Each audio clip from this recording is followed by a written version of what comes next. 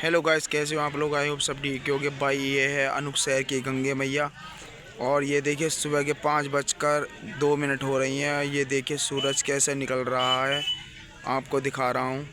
ये देखिए सूरज कितना प्यारा निकल रहा है भाई। अलग अलग भाई आँख नाक सब दिख रही हैं। ये देख रहे हो, इधर ये वाली देखो, एक आँख ये होगी, एक आँख ये होगी।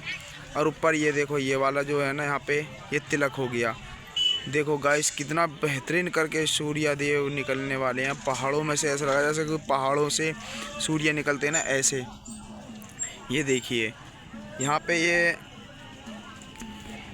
प्रसाद वरसाद मतलब प्रसाद वरसाद लेकर बैठे हुए हैं।